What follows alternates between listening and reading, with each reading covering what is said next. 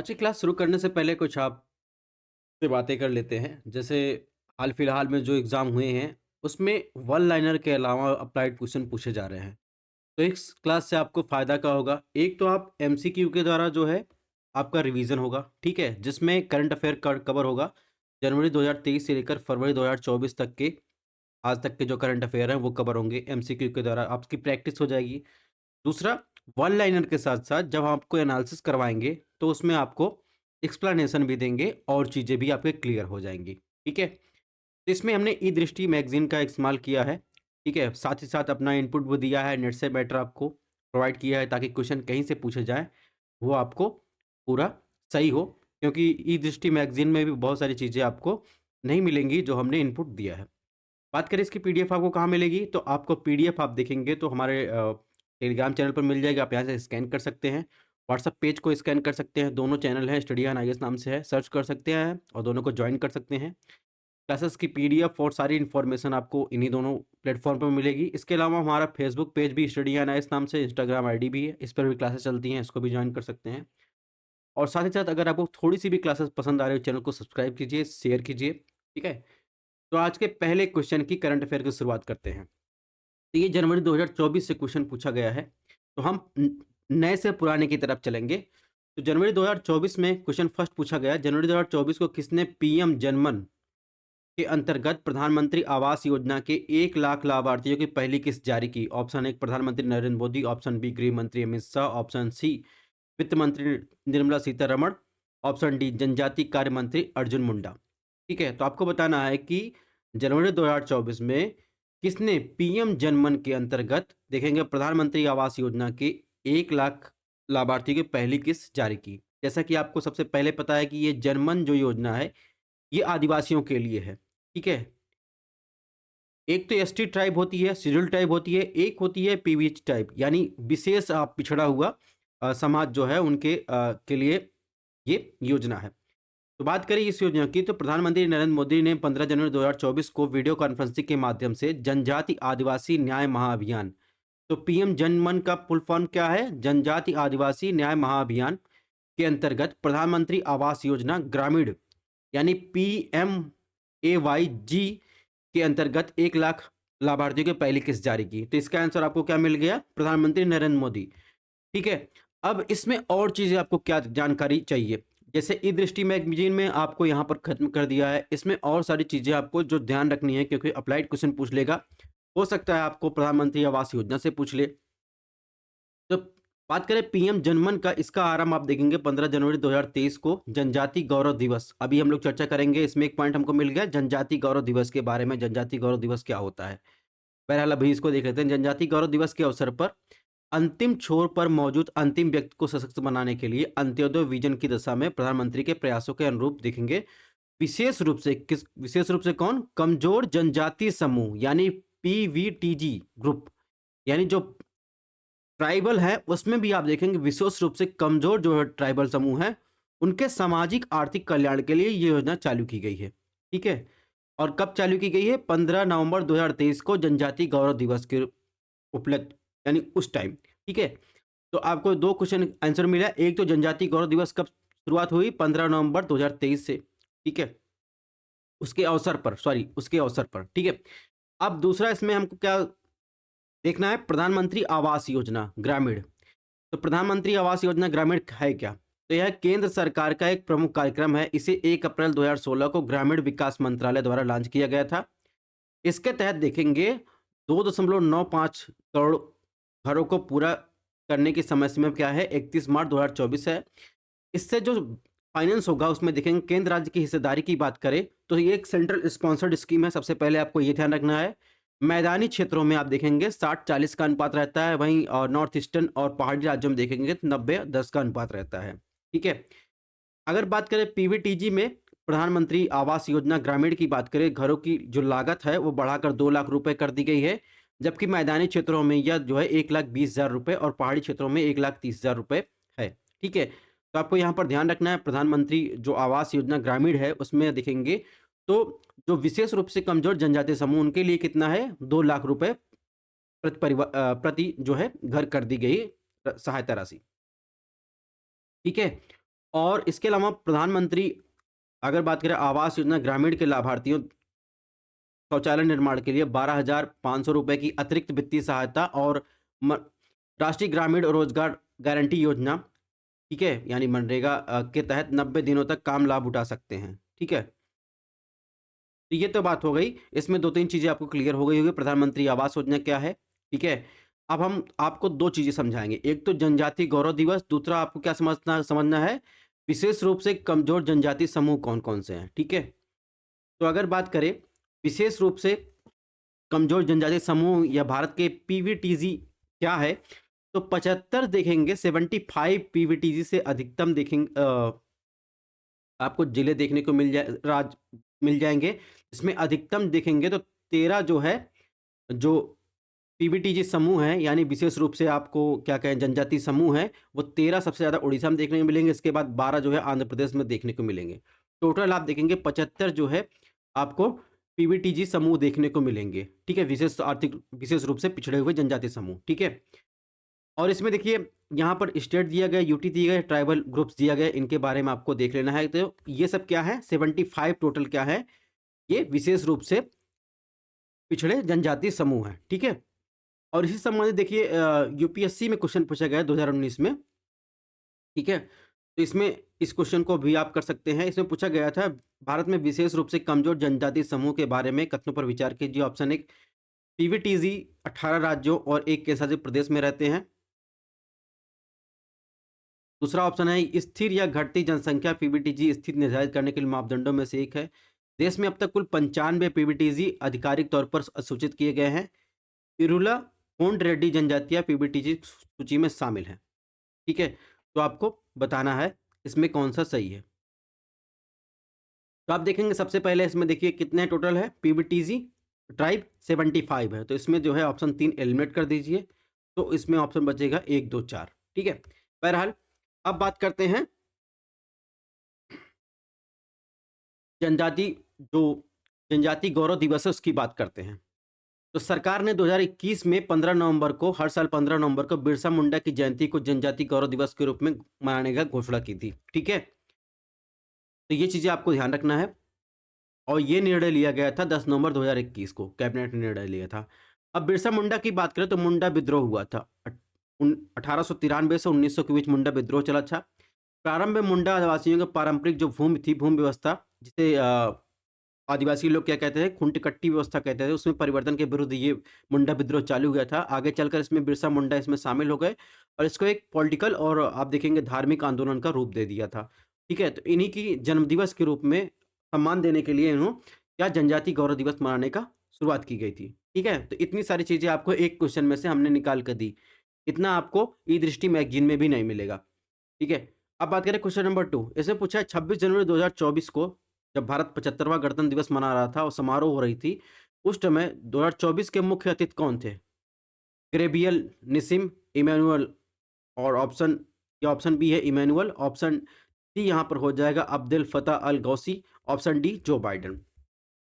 तो ये तो सबको पता है कि जब 75वां गणतंत्र दिवस समारोह हो रहा था उसके मुख्य अतिथि कौन थे? इमैनुअल मैक्रोन, ये फ्रांस के जो है राष्ट्रपति हैं, ठीक है? अब इन तीनों में जो बाइडेन यूएसए के राष्ट्रपति हैं। जहाँ तक बात करें गैब्रियल निसिम की, ये आप देखेंगे तो फ्रांस के जो है यंगेस्ट जो है प्राइम मिनिस्टर हैं, ठीक है? 2024 से ये जनवरी 2024 से ये फ्रांस के प्रधानमंत्री के रूप में कार्य कर रहे हैं, ठीक है? और इमैनुअल मैक्रोन की बात करें तो ये 39 वर्ष की आयु में फ्रांस के सबसे युवा राष्ट्रपति के रूप में जाने जाते हैं, ठीक है?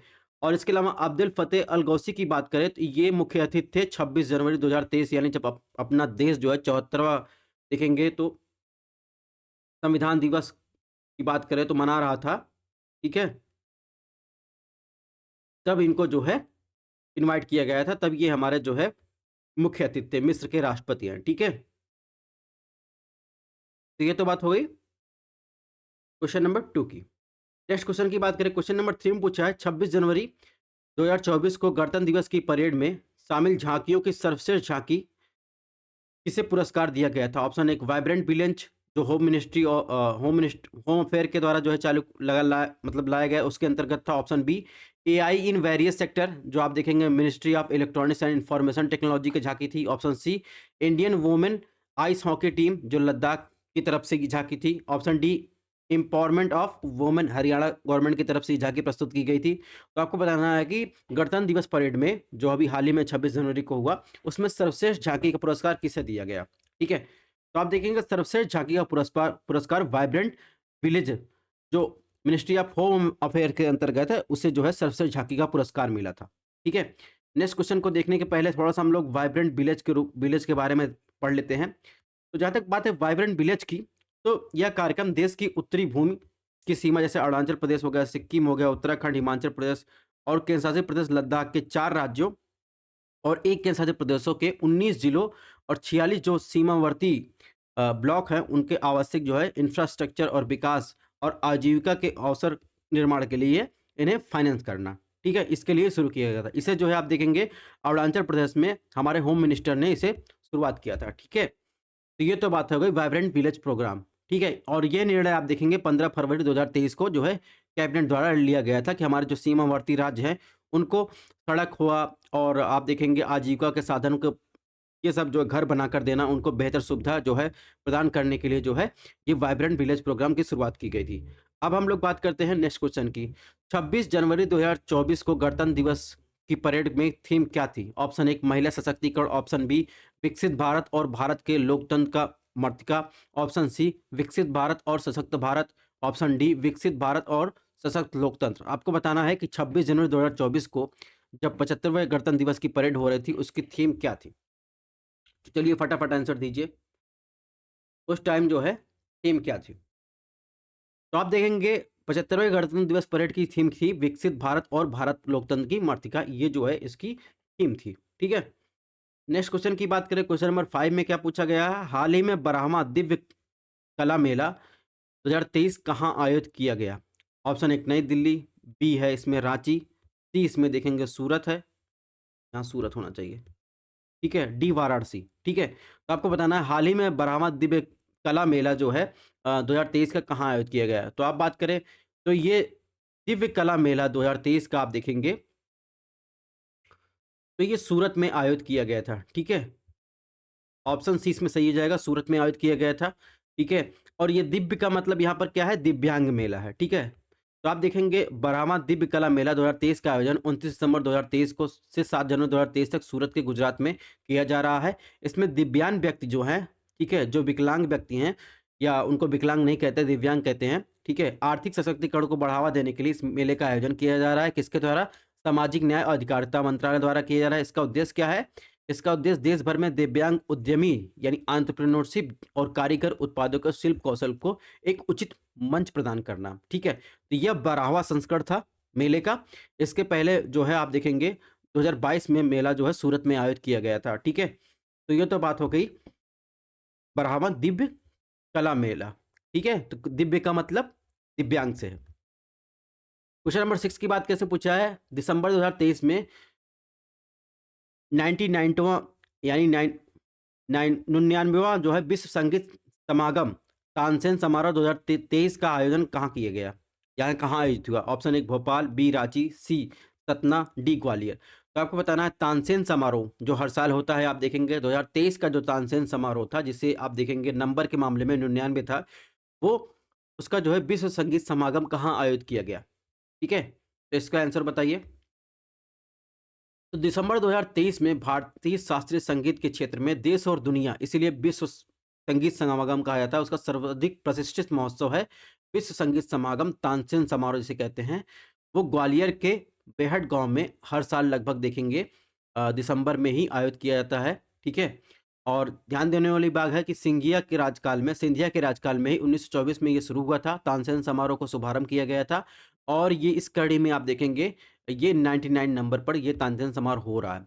और ग्वालियर के देखेंगे हजीरा स्थित जो हजीरा है जहाँ पर ग्वालियर के हजीरा में ही आप देखेंगे संगीत सम्राट तानसेन की समाधि आपको देखने को मिलेगी। ठीक है? नेक्स्ट क्वेश्चन की बात करें, इसने पूछा है क्वेश्चन नंबर 7 में क्या पूछा है? इसने पूछा है 1 दिसंबर 2023 को कौन सा देश अंतरराष्ट्रीय समुद्री संगठन परिषद के लिए हुए चुनाव में सर्वाधिक वोट प्राप्त कर पुनः चुना गया? ठीक है? तो आपको इसका आंसर बताना है। Option A Bharat, B Brazil, C France, D Australia. चलिए इसका आंसर दीजिए। तो आप देखेंगे 1 दिसंबर 2023 को अंतर्राष्ट्रीय समुद्री संगठन को एक बार फिर जो है भारत जो है उसका परिषद के लिए चुना गया है। ठीक है, तो इसमें ऑप्शन ए हो जाएगा भारत। ठीक है, अब बात कर लेते हैं। अब हो सकता है कि इसमें ये ना पूछ के आपको आईएमओ के बारे में पूछ ले, यानी अंतर्राष्ट्रीय समुद्र संगठन के बारे में पूछ ले, तो उसके बारे में देख लें।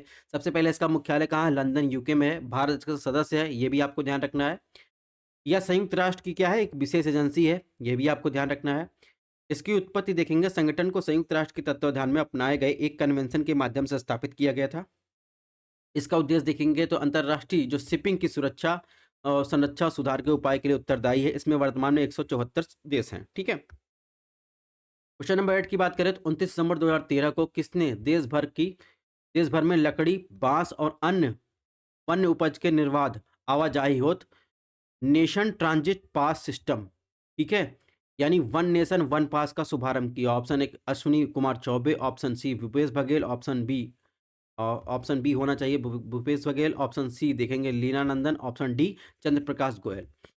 तो हालांकि बात करें वन नेशन वन पास की बात करें तो नेशनल ट्रांजिट पास सिस्टम में वन नेशन वन पास की बात करें तो इसे जो है अश्विनी कुमार चौबे द्वारा शुरू किया गया था। ठीक है, तो अगर बात करें नेशनल ट्रांजिट पास सिस्टम की बात करें तो केंद्रीय पर्यावरण वन जलवायु परिवर्तन मंत्रालय और श्रम और रोजगार मंत्रालय द्वारा 29 दिसंबर 2023 को इसे लॉन्च किया गया है। इसका उद्देश्य क्या है? इसका उद्देश्य देखेंगे तो निजी भूमि, सरकारी या निजी डिपो से लकड़ी, बांस और अन्य वन उपज को इंटर स्टेट और देखेंगे इंट्रा स्टेट परिवहन के लिए एक online transit pass generation system को उपलब्ध करवाना। ठीक है, इसका उपयोग करके आप देखेंगे पारगमन परमिट जारी करने, निगरानी करने, रिकॉर्ड बनाए रखने के लिए किया जाएगा। यह योजना जो है देखेंगे तो क्या किसको फायदा होगा? इस योजना से कृषि, वानिकी, वृक्ष की खेती और संपूर्ण मूल्य श्रृंखला को जो है प्रोत्साहित करेगी। वर्तमान में ये भी ध्यान रखना है, नेशनल ट्रांजिट पास सिस्टम 25 राज्यों के शासित प्रदेशों के एकीकृत परमिट सिस्टम को अपनाया गया है, तो ये भी आपको ध्यान रखना है। ठीक है, नेक्स्ट क्वेश्चन की बात करें, क्वेश्चन नंबर 9 देखते हैं। इसमें क्या पूछा है? 2024 के मौसम के लिए मिलिंग कोपरा का एमएसपी मूल्य कितना निर्धारित किया गया? मिलिंग कोपरा का मतलब होता है सूखा नारियल। ये जो हरा नारियल देख रहे हैं इसमें दो टाइप का होता है, एक सूखा नारियल यानी छिलके के साथ होता है, एक बिना छिलके का होता है सूखा नारियल, तो उसको बात कर रहा है। तो मिलिंग कोपरा के लिए एमएसपी कितना निर्धारित किया गया? ऑप्शन ए देखेंगे तो 11,600 रुपये प्रति क्विंटल, ऑप्शन बी देखेंगे तो 11,525 रुपये प्रति क्विंटल, ऑप्शन सी देखेंगे तो इसमें 12,000 रुपये प्रति क्विंटल, ऑप्शन डी देखेंगे तो इसमें हो जाएगा 12,025 रुपये प्रति क्विंटल। तो इसमें बताना है आपको मिलिंग कोपरा के लिए कितनी एमएसपी निर्धारित की गई है। हालांकि इसका अगर बात करें 2022-23 की बात कर लेते हैं, फिर 2024 की बात करेंगे। 2023 के लिए 2023 में देखिए कितना निर्धारित किया गया था, तो मिलिंग कोपरा के लिए 10,860 रुपये प्रति क्विंटल, जबकि बाल कोपरा के लिए कितना 11,750 रुपये प्रति क्विंटल निर्धारित किए गए थे। ये है आंकड़ा 2023 के लिए। 2024 की बात करें, 2024 के लिए मिलिंग कोपरा का देखेंगे तो एमएसपी देखेंगे 11,160 रुपये जो है ये निर्धारित किया गया है। जबकि आप देखेंगे बाल कोपरा के लिए ये लगभग देखेंगे 12,000 रुपये प्रति क्विंटल निर्धारित किया गया है। तो 2023 से इसका वैल्यू बढ़ा है, तो इसमें क्या ऑप्शन सही हो जाएगा? ऑप्शन ए सही हो जाएगा। ठीक है, अब ये तो फैक्चुअल इन्फॉर्मेशन हो गई कि कोपरा के लिए जो है कितना एमएसपी निर्धारित किया गया। अब हमको क्या ध्यान रखना है इसमें? एमएसपी होता क्या है? एमएसपी वह गारंटीकृत राशि होती है जो किसानों को तब दी जाती है जब सरकार उनकी फसल खरीदती है। ठीक है, तब उसे क्या दी जाती है? एमएसपी दी जाती है। ठीक है, तो एमएसपी कृषि लागत और मूल्य आयोग या जिसे सीएसएपी कहते हैं, यानी commission of for agriculture cost and price, उसकी सिफारिशों पर आधारित होता है। ठीक है, वो सिफारिश करता है जो उत्पादन लागत, मांग, आपूर्ति, बाजार मूल्य, रुझान और अंतर फसल मूल्य समानता आय जैसे विभिन्न कारकों पर डिपेंड करता है। जो सीएससीपी है जो सिफारिश करता है एमएसपी की, वो किसान एवं कृषि एवं किसान कल्याण मंत्रालय का एक संलग्न कार्यालय है और यह 1965 से अस्तित्व में आया है। ठीक है, और भारत के प्रधानमंत्री इसकी अध्यक्षता में आर्थिक मामलों के कैबिनेट जो समिति होती है एमएसपी के स्तर का अंतिम निर्णय करता है। ठीक है, यानी सरकार जो है अंतिम निर्णय करती है। ठीक है, एमएसपी का उद्देश्य क्या होता है? उत्पादकों को उनकी फसल के लिए लाभकारी मूल्य सुनिश्चित करना और फसल के विविधीकरण को प्रोत्साहित करना। तो अभी हाल फिलहाल हम देखें किसानों का प्रदर्शन हो रहा है, एमएसपी के लिए ही मेन कोर विषय है। तो अगर आपको सिर्फ ये पढ़ के हट जाएं कि 2024 के लिए मिलिंग कोपरा का एमएसपी जो है 11,160 रुपये प्रति क्विंटल निर्धारित कर दिया गया है, तो मुझे लगता है कि आप आधा पढ़ाई कर रहे हैं जो है। ठीक है, तो आपको एमएसपी के बारे में ध्यान रखना है, कौन निर्धारित करता है, कौन सिफारिश करता है, सीएससीपी के बारे में ध्यान रखना है, अंतिम निर्णय कौन करता है, इसके बारे में ध्यान रखना है। इसके अलावा एमएसपी के तहत कितनी फसलें आती हैं, इसको ध्यान रखना है। तो एमएसपी के तहत देखेंगे तो 22 जो है आप देखेंगे मैंडेट क्रॉप्स हैं, ठीक है?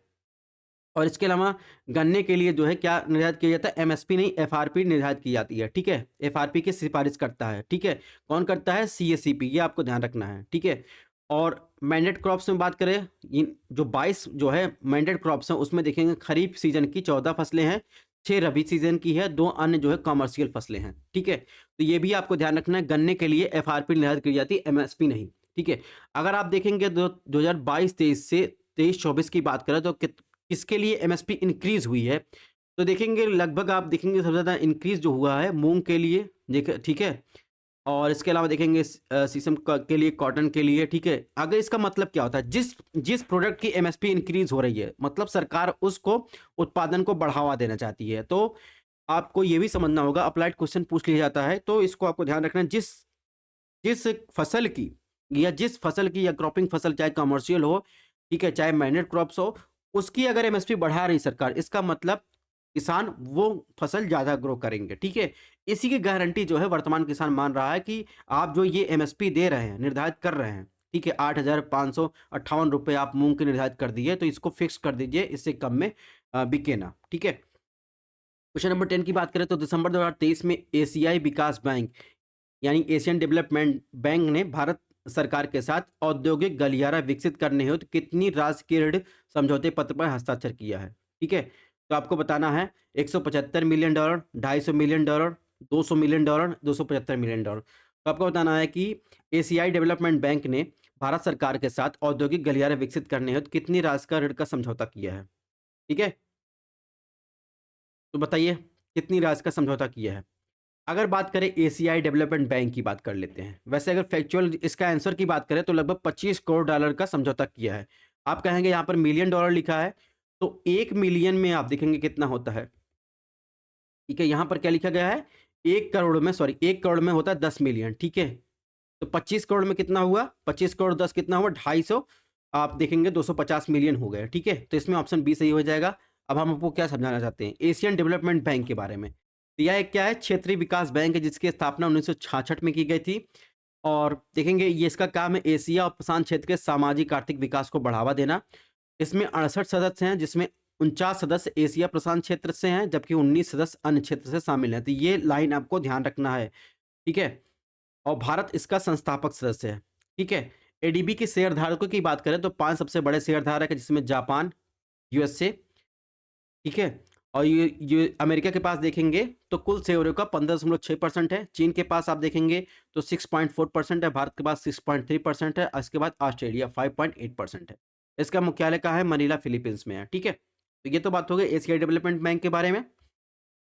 अब बात करें क्वेश्चन नंबर 11, क्या पूछा है? इसमें पूछा है कौन सी कंपनी भारत की रक्षा परियोजना में 100% एफडीआई यानी प्रत्यक्ष विदेशी निवेश यानी फॉरेन डायरेक्ट इन्वेस्टमेंट हासिल करने वाली पहली विदेशी कंपनी बन गई? Option A Saab, option C Lockheed hot Martin, option option B Lockheed hot Martin, option C इसमें देखेंगे बीसीएनएम, ऑप्शन डी देखेंगे मॉलेस। ठीक है, तो आपको बताना है कि 100% एफडीआई वो भी किसमें? रक्षा क्षेत्र में निवेश करने वाली पहली विदेशी कंपनी बन गई। इसके पहले आप देखेंगे 2015 तक देखेंगे तो 75% था, 100% एफडीआई की अनुमति नहीं दी गई थी। अभी हम ये भी समझेंगे कि एफडीआई और एफपीआई में अंतर क्या है। हालांकि बात करें इसका आंसर होगा सॉब। सॉब क्या है? सॉब एक देखेंगे स्वीडिश कंपनी है। तो ये भारत का पहली कंपनी बन गई जिसमें 100% एफडीआई की अनुमति मिल गई है। और ये हरियाणा में एक फैक्ट्री स्थापित कर रही है जिसमें anti armour, anti tank, bunker और इसके अलावा देखेंगे Carl Gustaf M4 sorry rocket launcher का भी निर्माण करेगा। ठीक है, तो इसमें बात करें कार्ल गुस्ताख M4 की बात करें तो ये एक देखेंगे कंधे पर रखकर चलाया जाने वाला एक लॉन्चर है। ठीक है, वर्तमान में भी इसका जो है यूज किया जा रहा है। ठीक है, तो ये ध्यान रखना है कंपनी के बारे में। अब हम आपको समझाते हैं एफपीआई और एफडीआई में अंतर क्या होता है। एफपीआई जो होता है, एफडीआई सबसे पहले समझ लेते हैं। एफडीआई जो होता है वो दोनों ही, एफपीआई और एफडीआई दोनों क्या होते हैं?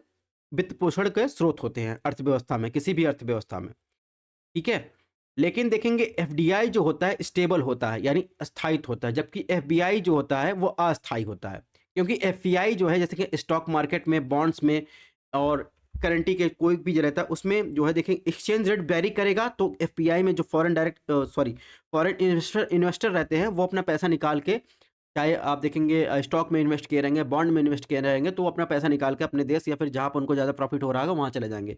जबकि एफडीआई की बात करें तो देश में एक फर्म या व्यक्ति द्वारा दूसरे देश में स्थित व्यवसायिक गतिविधियों में किया गया निवेश है।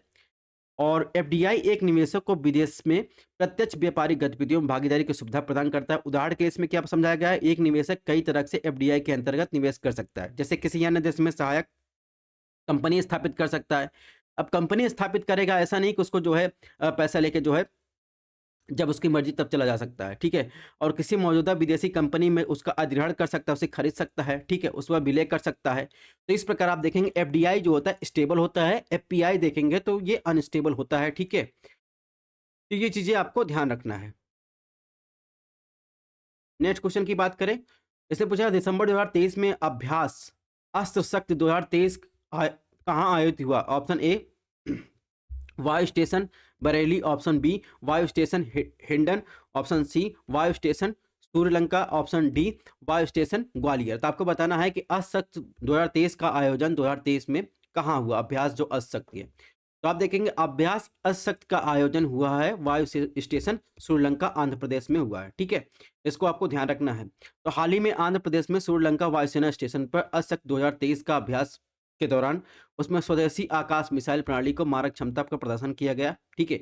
अभी भारत के पास 5 टाइप के जो है आकाश मिसाइल हैं, ठीक में? जिसमें आप देखेंगे अग्नि फर्स्ट जो है 2012 में इसे जो है बनाया गया था डेट, और फिर 2 आया 2013 में, फिर 3 आया 2015 में, फिर 4 आया, देखेंगे 4 भी 2015 में आया था।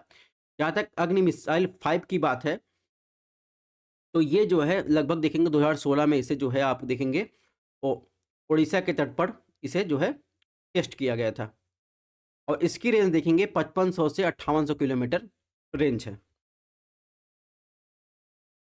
नेक्स्ट क्वेश्चन की बात करें, क्वेश्चन नंबर 30 में क्या पूछा है, इसमें दिसंबर 2023 में कहाँ स्वदेशी रूप से विकसित उच्च गति वाला मानव रहित विमान flying wing autonomous flying wing technology demonstrator उड़ान का सफल परीक्षण किया गया, ठीक है? यानी ड्रोन की बात कर रहा है, उसका सफल परीक्षण कहाँ किया गया? ए चित्रदुर्ग, बी चेन्नई, सी Bengaluru, D Chandipur.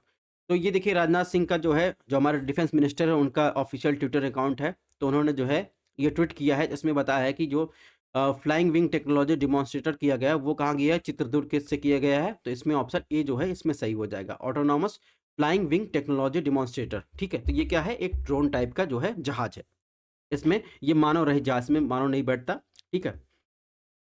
Next question की बात करें, क्वेश्चन नंबर 14 पूछा गया, हाल ही में किस देश एशियाई देश ने पहले समलैंगिक विवाह को कानूनी रूप से पंजीकरण किया है? ऑप्शन एक Nepal, B Pakistan, C Thailand, D Bangladesh. तो ये बहुत न्यूज में था, तो ये नेपाल ने जो है समलैंगिक विवाह को कानूनी रूप से सबसे पंजीकरण करने वाला पहला जो है दक्षिण एशियाई देश बन गया है, ठीक है? नेक्स्ट क्वेश्चन की बात करें, ये भी न्यूज में ज़्यादा था कि हाल ही में जो है किस मंदिर को विश्व का 8वां अजूबा या आश्चर्य घोषित किया गया? ऑप्शन ए पुरी, जो उड़ीसा में है मंदिर को, option B pagoda, option C Angkor Wat, D इनमें से कोई नहीं। तो अभी हाल ही में देखेंगे विश्व के 8वें अजूबे के रूप में अंकोर वाट को जो है इसमें शामिल किया गया है। ये अंकोर वाट देखेंगे तो ये मंदिरों का समूह है। ये पहले जो था हिंदू मंदिर था, अभी बाद में समय के साथ ये क्या हुआ, सबसे बड़ा बौद्ध मंदिर बन गया है, ठीक है? इसका निर्माण आप देखेंगे सूर्यवर्मन द्वितीय द्वारा कराया गया था। और इसके अलावा भी देखेंगे यहाँ पर 8 अजूबों की लिस्ट दी गई है, और इस 8वें अजूबे की लिस्ट में देखेंगे तो इटली का पोम्पई शहर भी था, लेकिन इसको पछाड़ कर आप देखेंगे तो कंबोडिया का अंकोर वाट मंदिर जो है 8वें अजूबे के रूप में शामिल हो गया है। इसके अलावा आपको ध्यान रखना है कि जो संघाई सहयोग संगठन है जिसका मुख्यालय बीजिंग है, वो भी जो है आश्चर्य की सूची जो है अपना जारी करता है। उसमें देखेंगे 8 आश्चर्य शामिल किए गए हैं, जिसमें भारत को 2019 में देखेंगे स्टैच्यू ऑफ यूनिटी को जो है 8वें अजूबे के रूप में जो है शामिल किया गया था, ठीक है? इसके अलावा कजाकिस्तान में देखेंगे तो आप देखेंगे तमगाली पुरातात्विक परिदृश्य आपको देखने को मिल जाएगा। किर्गिस्तान में देखेंगे इसी कुल झील मिल जाएगी। चीन का डोमिंग पैलेस जो आपको देखने को मिल जाएगा। पाकिस्तान में देखेंगे तो मुगल विरासत लाहौर में स्थित है, ये भी आपको 8वें अजूबे के स्वरूप में शामिल किया गया है। तजाकिस्तान में द पैलेस ऑफ नौरोज आपको देखने को मिल जाएगा। उज़्बेकिस्तान में द पोई कोलोन कॉम्प्लेक्स आपको देखने को मिल जाएगा। तो ये सब जो है एससीओ जो है 8 अजूबे के रूप में शामिल करता है, ठीक है? नेक्स्ट क्वेश्चन की बात करें, क्वेश्चन नंबर 16 में पूछा गया, नवंबर 2023 में कौन सा देश अंतरराष्ट्रीय सौर गठबंधन के 95वें देश के रूप में शामिल हुआ? ठीक है। ऑप्शन 1 सिंगापुर, बी साइप्रस, सी साउथ अफ्रीका, डी चिली। तो आपको बताना है कि नवंबर 2023 में कौन सा देश अंतरराष्ट्रीय सौर गठबंधन के 95वें देश के रूप में उसका सदस्य बना। तो इसमें ऑप्शन क्या हो जाएगा? इसमें हो जाएगा ऑप्शन चिली। ठीक है। अगर बात करें तो हाल ही में जो है भारत मंडपम में अंतर्राष्ट्रीय सौर गठबंधन की छठी असेंबली का आयोजन किया गया। इस दौरान 4 परियोजनाओं का उद्घाटन किया गया। जैसे मलावी गणराज्य में संसद भवन का पूरा सौरीकरण किया जाएगा। फिजी गणराज्य में आप देखेंगे ग्रामीण स्वास्थ्य केंद्रों का सौरीकरण किया जाएगा। ठीक है। सेशल्स गणराज्य में आप देखेंगे सौर संचालित कोल्ड स्टोरेज की स्थापना की जाएगी। किरबाती गणराज्य में आप देखेंगे तो वहाँ पर स्कूल का सौरीकरण किया जाएगा। ठीक है। बात करें अंतर्राष्ट्रीय सौर गठबंधन की, तो इसकी शुरुआत कॉप 21 में भारत और फ्रांस के संयुक्त प्रयास के रूप में इसे देखा जाता है। 2015 में शुरुआत की गई थी। 2020 में बात करें तो इस फ्रेमवर्क समझौते में संशोधन के साथ ही संयुक्त राष्ट्र के जितने भी सदस्य हैं वो सब आईएसए में शामिल होने के लिए पात्र हो गए हैं। ठीक है। वर्तमान में 116 देश हस्ताक्षर करता है, जिसमें जिसमें देखेंगे 94 ने पूर्ण सहमत बनाने के लिए आवश्यक अनुसमर्थन दिया है। ठीक है।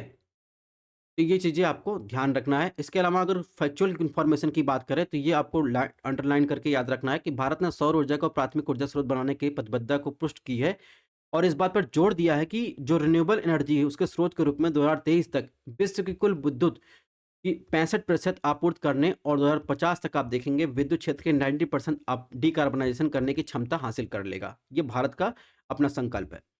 नेक्स्ट क्वेश्चन की बात कैसे पूछा है, नवंबर 2023 में आसियान देशों के रक्षा मंत्रियों की 10वीं बैठक प्लस 2023 का आयोजन कहाँ हुआ? Option A Phnom Penh, option B Jakarta, C Bangkok, D Port Louis. तो आपको बताना है कि 2023 में आसियान देशों के रक्षा मंत्रियों की जो बैठक है 10वीं बैठक प्लस का आयोजन 2023 का आयोजन कहाँ किया गया है?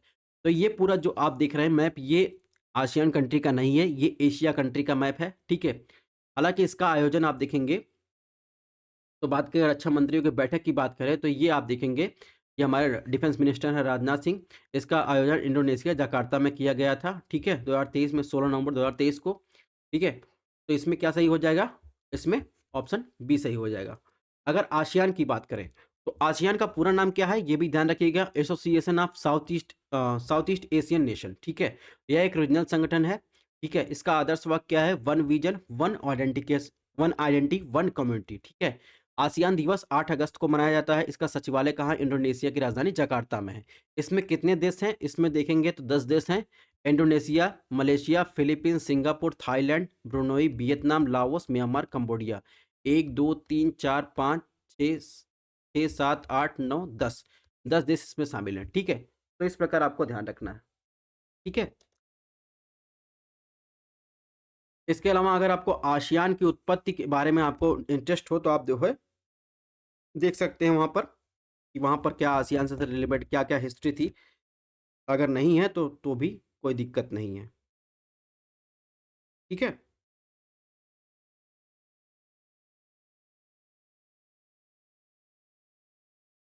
ध्यान रखिएगा इसकी पीडीएफ आपको हमारे टेलीग्राम चैनल और व्हाट्सएप पेज पर मिल जाएगी। यहाँ से आप जो है पीडीएफ और क्लासेस की इन्फॉर्मेशन ले सकते हैं।